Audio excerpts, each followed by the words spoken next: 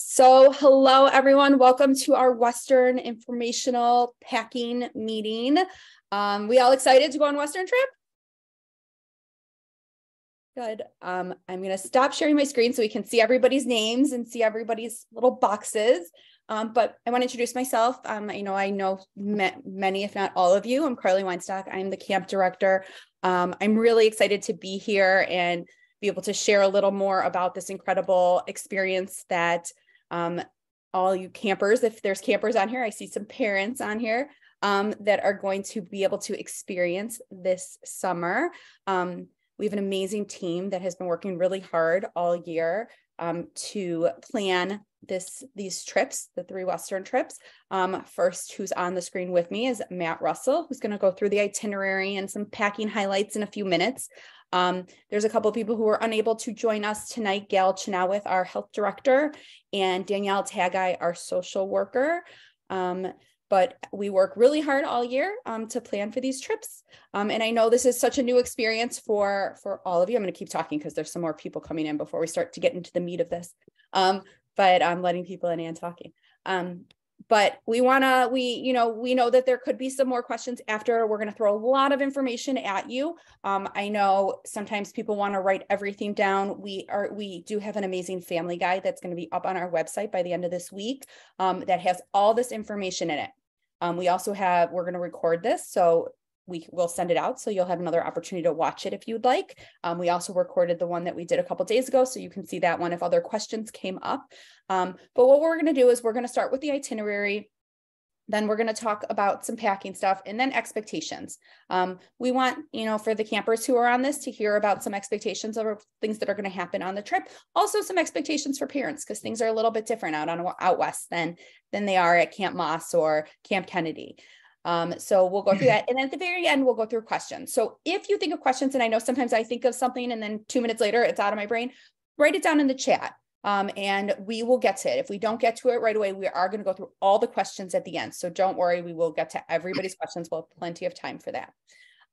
But again, great to see everyone. I'm excited to share. I'm going to share my screen and I'm going to turn it over to Matt. We're going to talk a little more about the itinerary right now, hear about where everybody is going this summer. Thanks, Carly. Hi, everyone. Nice to see you all your names on screen. First off, I'll go through the itinerary where everything we're going to go with the campers. They're out there for 35 days. We do have a detailed day-by-day itinerary. I'll know exactly where they're at every single day. Probably a lot or maybe too much information to go over right now with everyone to overload you. So I broke it down by week. So you're going to see per week. Each Western trip are all going to leave a week apart. So week 1 is going to be the same for Western 1, Western 2, Western 3, all follow the same itinerary. As I said, just 1 week apart. So I'll get into it. So first day, week 1, leave at Dutch Shalom. It is called the Western trip. So we try to get you out there as soon as possible. So we're going to head straight to the Rockies. So can't get there in 1 day though. So we have to stop along the way. So stop in Iowa, Nebraska, and then get to the Rocky National Park. 3rd day into it. Spend a couple days there at the park, getting used to the trip, doing some day hikes. But right at the end of week 1 will be the first backcountry trip. The backcountry trip is when the campers are out with the staff, and they'll hike and do a 3-day, 2-night backcountry trip through the Rocky Mountain National Park. The trip of 25, 26 campers will get split into 3 smaller trips. So it'll be only about 8 campers, 9 with 2 staff per trip. So up in the Rockies, if you've never been to the Rockies, definitely the hiking there is a little bit different to Michigan. It's called Rocky Mountain for a reason. There's lots of mountains, lots of hills. It's a great spot, but definitely a little bit different to Michigan hiking. So that's the first week. Week 2, finish up the backcountry trip, get out of the Rockies, and then head towards Utah. But along the way, excuse me, couple of really cool activities to do out there. The first one's whitewater rafting down the Colorado River. And then the other one in Moab in Utah is going to be rock climbing on natural rock faces. So that's going to be an amazing experience as well. And then spend some time at the Arches National Park. The back end of week 2 is when we're going to have a mail day, which will give you all the information of the post office and the dates that it needs to be there by in the family guide, and a call day, so the kids will be able to call home. We'll remind everyone the day before and give you a time range of when those calls will be and the exact date, but that's going to be the back end of week 2. Week 3, we're going to head, we're still going to stay in Utah, going to head to the other side of the state towards Zion National Park. We're going to swing by the Grand Canyon, do the north rim of that, and then head over to Zion, spend a couple days in Zion National Park, and then Bryce Canyon National Park. Bryce Canyon's right next to Zion, probably overshadowed because of Zion, but I think it's a great national park there as well. Then from there, week 4, going to head north up to Jackson, Wyoming, and the Grand Teton area. So it's through Salt Lake City up towards there, and then spend a couple of days up in that area. And that's the second backcountry trip as well. So just like the first one, 3 days, 2 nights in a smaller group up into the Bridget Teton, Grand Teton area. And then once again, that's going to be the second mail and phone call day and time. Once again, information will be given to you, the exact details later on. And then finally, week 5, even though it's going to feel like maybe you've just gone out there, it's time to head back. So head back from Wyoming back towards camp, stop at Mount Rushmore, through South Dakota. Warren Dunes is right on the the west side of this state. And then night up here at camp, and then drop back off to a Dutch Shalom. So yeah, that's kind of the itinerary, the 5 weeks broken down. And yeah, so that's the itinerary there. I'll go straight into I saw there was a question about the itinerary. I'll get to it right at the end. I'll lose my train of thought, and no one will like that.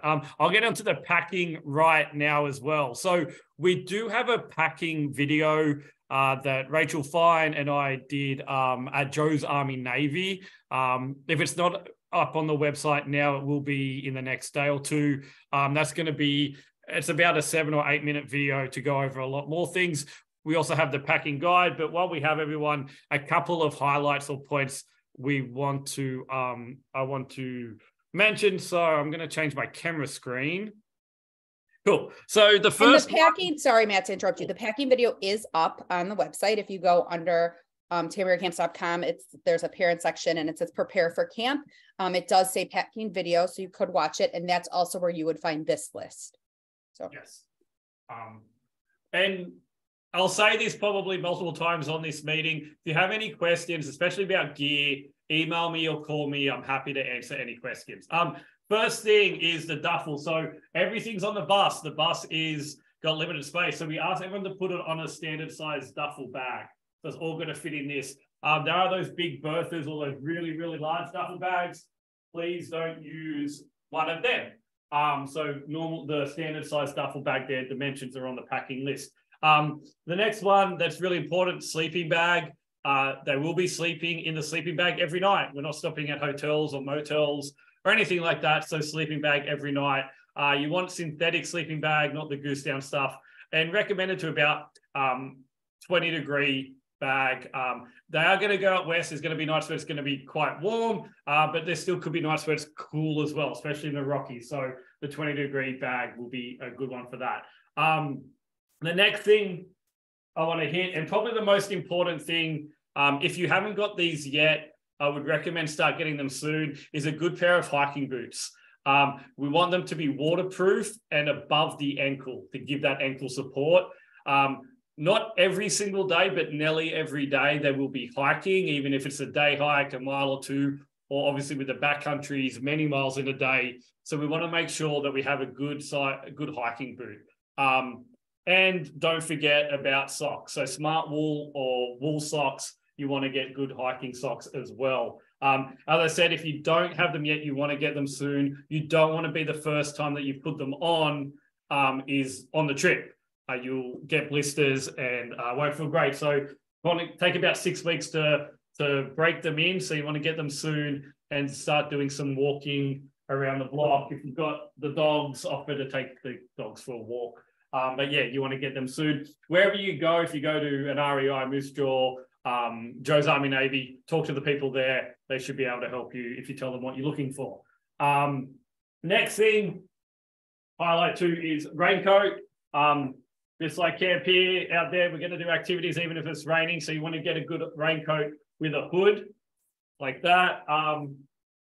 Rain pants are good as well. So this is the same kind of thing, but a set. So you've got the raincoat and the matching rain pants. So you there? When I got rain pants many years ago, it kind of was a game changer because it'd be outside all day and you didn't even feel wet underneath it. So there's a few high points. A couple other things, I've got it out here. I'll just go over kind of real quickly. Obviously out west, outside all the time, sun protection, so hat's important. If you want to bring a beanie as well or winter hat, you can too as well. Even campsites at night can get chilly, so those kinds of hats there are good. Layers on trips are great. You could start up in the morning and it'll be nice and cold, so you'll have a t-shirt on, but then throughout the day it gets warm or you're hiking, so you want to take layers off. So a lightweight, long sleeve shirt, they're always good to have as well to take with you. Fleeces, very important. Fleece is good too. A few of them will be great as well to have. As I said, hiking all the time. So hiking pants. So a style kind of similar to this is good. And then there's these kind of ones with the quick dry material, hiking pants as well. And then the one, this has got the zipper, so they become shorts as well. Remember, we're only packing into one duffel. So kind of hiking pants like this would be good because it's a few items of clothing in one. Go to headlamp. So you don't want to bring a flashlight that you have to hold in your hand. Headlamp so you can put on your head. Using it at night around the campsite. You may be cooking or setting up camp. So you want to make sure your hands are free. So a good headlamp like that. Can't believe I forgot about really important, but so you want to bring multiple water bottles with you on a trip, not just one. These are 2 different versions. So you got the straw kind or the kind here that opens up, the Nalgene kind. We recommend more the Nalgene kind than the straw kind, but if you have one, that's okay. Also Camelbacks, which are the backpack with the bladder in it. If you have one of them, they're great as well because you don't really feel like you're carrying the water with you the whole time. Crazy Creek, so you'll be around campsites a lot. So if you have one, definitely bring one of them. A sleeping pad, maybe through a Camp Master you didn't need one and you probably didn't need one on trips. Probably want to get one on these trips. As I said, sleeping in the tents or outside of a tent every night. So a sleeping pad, one that you can either fold up or roll up. You don't want one that is huge because they need to go with them. So fold up or rolled up like this one that can be attached by a utility strap. And one more thing to kind of think about or bring with our toiletries, toothbrush, toothpaste, all that, you want to have them in a separate kind of bag that's sealable because duffel on a bus moving around, there's a chance that things can leak and explode. So you want to make sure that if your shampoo explodes or your toothpaste explodes, it doesn't get through all of your gear in your bag. So a few bags like this that's sealable will be helpful as well. As I said, we've got the packing list up there. That's got a lot more stuff on there than the high points here. But yeah, as I said, if you have any questions, not sure about anything, please email me or call me and happy to chat about any of that. Couple other things about packing that's not clothing wise to mention to everyone. We do have a discount if you go to Moose Jaw, and we have a coupon if you go to Joe's Army Navy. Joe's Army Navy, there's one in Waterford and I believe Berkeley. So if you go there, Tamarack, you'll get a discount there. And the other thing is money for the trip. So we do recommend to bring some money with the campers, around $200 to $300. That's going to be for souvenirs, stickers if you go to a national park, a cool sweatshirt, or if they do a pop stop. So we'll do a pop stop about once a week, so they can run in, get a Gatorade or something from there, so they can have that. We used to say always just bring cash, which is good, but now with those newer versions of like the debit or the money cards that you can load up or track and and monitor, I mean, I think that's a good idea as well. So maybe be a mixture of some cash, because there could be some places that don't take the card, but then the card, you have full control over that as well. So that's what we recommend for that. But yeah, that's all I've got for packing. I'm going to hand it over to Carly. Or Gail. No, I'm going to hand it back to Gail. I'm sorry. That's great. Gail's joined us, so we're going to turn to Gail for a medical info. Thanks, Carly. Hi, everyone. So I just wanted to review that we're using the same system as in previous years. We're using Camp Brain. It's very important that you go on to Camp Brain if you haven't already and fill out all of your forms. There's a lot of forms on there to fill out. You just need to go through all of them. There's the medical piece, mental health piece. The more information that you share with us, the better we are able to support your child this summer. If you have any questions, give me a call. We can talk over it, or I can direct you to somebody else if that's who you need to speak to. But again, it's just really important that you make sure that you fill everything out as accurately as possible. And we do need to get a healthcare provider form as soon as possible submitted. Most of the local pediatricians already have a copy of that form. If not, you can download one right from Camp Brain. The other thing I want to talk about is medication. Again, this year we're going to be going with AMAC. So all medication needs to go through AMAC, prescription or over the counter. The exceptions to that are is if your child uses an inhaler or an EpiPen, then I need you to just send me an email and we'll give you an override for that. Otherwise, everything else needs to go through them. And we're not talking about like the occasional over-the-counter like Tylenol, ibuprofen, that stuff we send along on the trip. But if there's something specific that your child takes on a daily basis, you have to enter it into Camp Brain and order it through AMAC pharmacy. And at the end, we'll take questions about that. And I also just want to assure everybody, I think I already know most of you, but just like previous years, I'm in contact with the trip every day. So if an issue arises or there's a concern that you have, you can contact me and I'll be in touch with the trip. But just rest assured that, Matt and I are speaking to them every single day. Carly? Thank you, Gail. So that's a little about preparing for the trip. And like Gail and Matt both said, we are available if you have packing questions or anything, forms, anything to get ready for the trip. The one other thing is there is waivers that we're going to need signed. There was some waivers that were already in Camp Brain. There is some updated waivers that we're going to need to have filled out by everyone, and we'll be emailing those out. You'll have to log back into Camp Brain and then fill those out. And we'll let you know if you haven't done it and we need them done, because we don't want to be worrying about that the day the buses depart. We want to get that all taken care of before departure day. But that's everything that you need to know before the trip.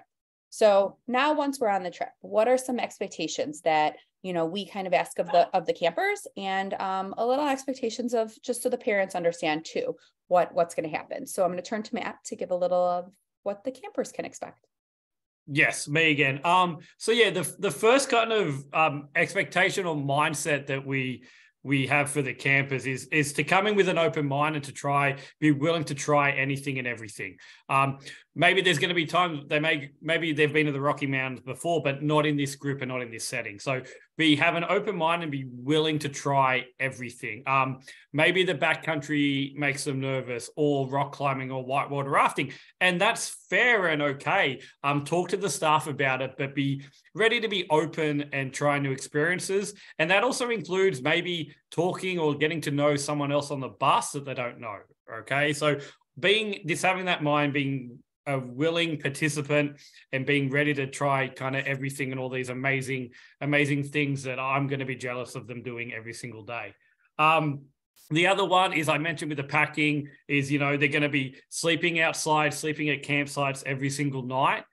So having that mentality of maybe moving every single night, but maybe a couple nights here at a campsite, but sleeping outside in tents and kind of being in that kind of environment and nature. I mentioned as well, hiking every day, so being physically active. So there's a physical part to these trips as well that we need the campers to get prepared for, not just mentally, but physically too. And so that all should be happening, sooner than later, getting used to that. Last weekend, it was nice and warm, so I went for my first hike of the year, and it definitely was a little bit more difficult than it was at the end of last year when I was in hiking shape. So just getting used to it and getting out there will make them more successful for the trip.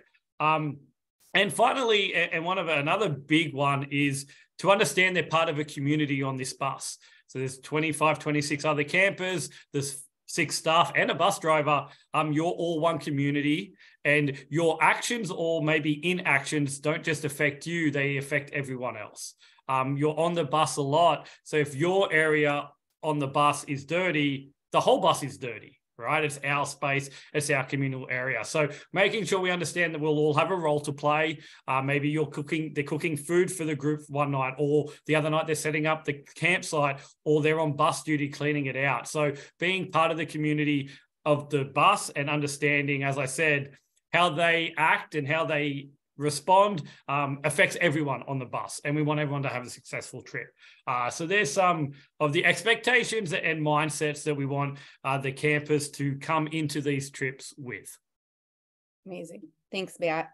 The next thing, it might be a hard thing for campers if you're on to hear right now in the middle of the school year and, not out west on a bus with your friends, but we are going to disconnect for the time that we're on the bus and away. So no smartphones, no e-readers, nothing that connects to the internet, any tablets, anything.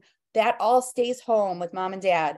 And you're going to come with books or games or cards or things that, you may need to entertain yourself and your friends on the bus that's not electronics. Because, I've actually had more campers say to me, who maybe went on Western last year and now we're going on Alaska, that they're looking forward to disconnecting for that time, that it's a gift that we're giving. So I'm happy to give you guys all this gift. I wish I could disconnect for a month and just be away from my devices, but it'll be a really nice thing. So no electronics come on the trip, but please bring instruments, or, it's a great time to read books or cards. I think a lot of campers learn new card games on these trips. So it's a great opportunity for that.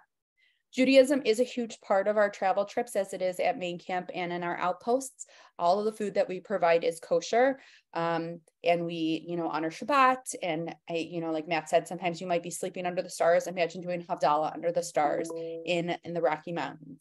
It's a really amazing experience, and something that you'll forever ever remember. So we do keep our Jewish traditions alive out west. Food. So we do provide all meals and lots of snacks to all of our campers. So even if there is a pop stop, or if there is a time when the bus decides to go, out for a meal, we still have a meal provided. So there is, Matt talked about money to bring. That might be for souvenirs or for a sweatshirt or stickers or something. But for food, we do have all the food that you need. The one thing that we ask for campers to bring, and we're going to call the staff for the trips are going to call the day before the trip leaves, just to remind you of this, is we ask campers to bring their first day lunch. That's it. It should fit in a brown paper bag. You don't need to bring lunchbox, anything fancy, something that they can throw away. We want to be really respectful that we are kosher and that there is food allergies. So we don't want so much food brought onto that bus. So we're just asking for a lunch for the first day.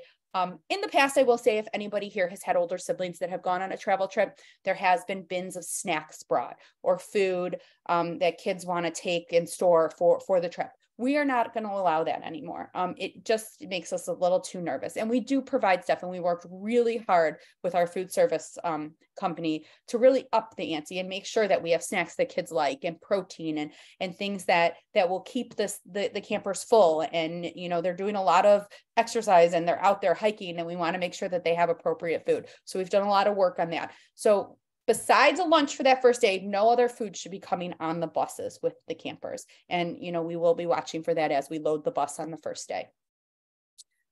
This one's more for the parents.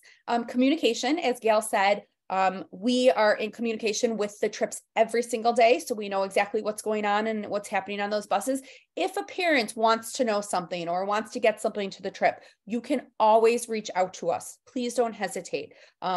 I say that to you as you're growing up at Moss and Outpost, like if you want to know something or if you have something you need to get out there, please call. And how you guys would do that is you call the camp office and they leave a message there and they send a message directly to either Gail or Matt or right to our emails, to our phones. We get it instantly. You know, if we're in the middle of something, we might not be able to call back that moment, but we say within 24 hours and we really try to do it sooner than that because that could be a long time. The camper, you can send the campers mail. There's 2 mail drop-offs. Campers can mail letters at, you know, there's multiple drop-offs. If they see mailboxes on the way, they will put mail in the mail, but they will receive mail twice. We ask for no packages, just letters. They won't accept packages at the places where we have the mail drops. And all that information will be in our family guide that we have on the website that you'll be getting emailed to you. And then you can look on the website. For the phone calls, when the campers will be calling home, the day before, we will send you an email giving you a time frame. So you'll know, you know, the couple of hours within, so you guys can sit and stand by your phones and wait for the phone call to hear all the great things that they're doing. So we'll give you that. This next thing is a little bit different than if your kids were at Camp Moss in previous years. We will be sending a newsletter and uploading photos once a week. It will be a nice variety of photos from the trip and a newsletter. The newsletter could be a letter that we have the campers put together, or the supervisor or a staff member writes, or maybe Matt puts something together that he posts up there about all the exciting things they're doing. But once a week, you will receive pictures and a newsletter. So I know it's hard not to know every single day what they're doing, but I promise it's really sweet when you do get to see those pictures of their smiling faces.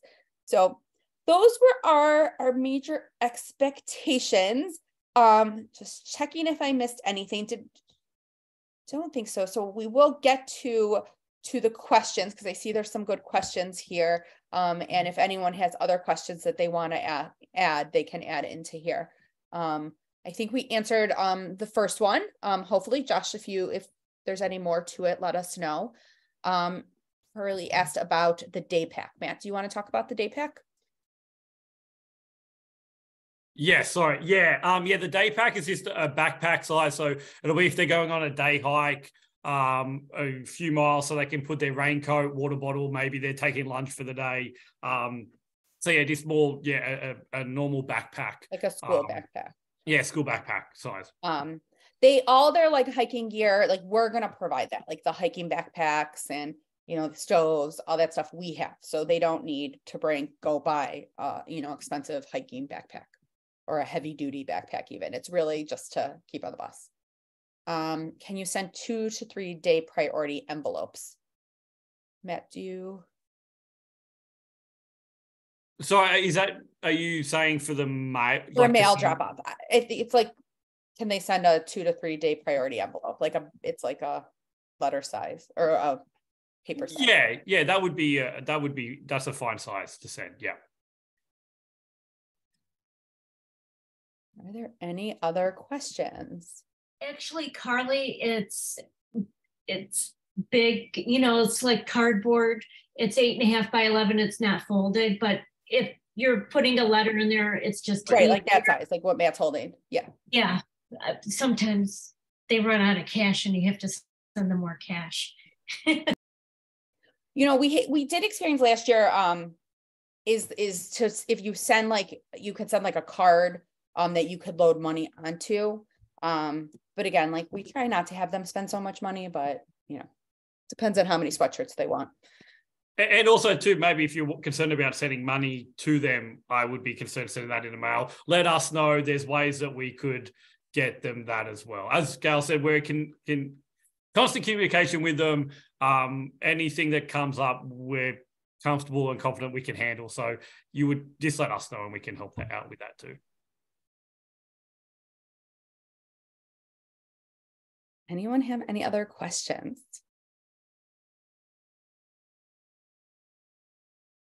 Gail, anything that you last thoughts, anything to share? No, just to remind everyone how important it is to get your healthcare provider form in and have them e-scribe any of the scripts that you need, they e-scribe it just like they would normally. Instead of sending it to CVS or to Walgreens, they send it directly to AMAC. So the sooner you take care of that, the better. Amazing. Carly, Yeah. this is Jackie. Hi, Jackie Lon, Yep. Ryan's mom. Yep. If the child runs out of money, because last year we had this happen where Ryan didn't have money when everyone else was buying sweatshirts. If he goes to one of you guys, is there a way to get a message back to us that you need money, more money for him? I mean, Yeah, is that something we can do so we don't end up in the same situation where he Yep. comes home without Absolutely. the sweatshirt everyone else got? Yes, absolutely. He just Okay. needs to tell his counselors and the supervisor when they speak with us. Okay. That day, they'll tell us. Perfect. I'll let him Yep. know. Thank And you. we can let you know. Yeah. And you asked the kids can bring a credit card versus a preload card. That's really up to you. Okay. Which you're more, you guys are most comfortable sending. I have to stop asking questions. I've been told to shut up. You are allowed to ask as many questions as you want. Yes. This is a new Ryan's on the call experience. too, and he's yelling at Ryan, me. she can answer questions. Look, you would never know if she doesn't ask. How does bus seating work? Is it assigned permanently or does it change? It changes. It depends on the staff if they're going to assign it first. They do assign the tents the first few nights, just trying to mix things up, and so they do that. When they get on the bus, it's pretty, it's getting on the bus, and then they switch things around a lot too. So I will say we work really hard with the staff, right? That they, from day one, from moment one, when they get on that bus, that they're working to create a group and a community among that bus. I know there's lots of different friend groups on these trips. It's not just one big friend group, or a lot of the kids have known each other for years, but we want everyone to be in a community. And I promise you, when they get off those buses, to all the parents, we will be standing there waiting for this bus, and the kids are going to get off and they're not going to want to see any of us. They're going to just be so sad to have to leave each other. And then you're going to take them. They're probably going to get a good meal and then maybe take a little nap and a shower. And then they're going to want to all go back and be together. So we really work hard with our staff to really help create that really nice community. Great question. When will the kids know their staff? The staff, we did go out. So we do know who are the staff on each of the trips. We will be posting up. They like to create like a fun announcement, which will be happening shortly. So that will be out there in the world for them to know. But we're, the staff, they're excited, all the staff. We'll receive a list of the kids that are on each trip in advance. We will send that out too, in the upcoming weeks as we get closer. So that will come. And also, if you do want to know right now who is on the trip, you are more than welcome to call our office and we can read you a list. So just feel free to give us a call. Great questions. Matt, any last words of wisdom?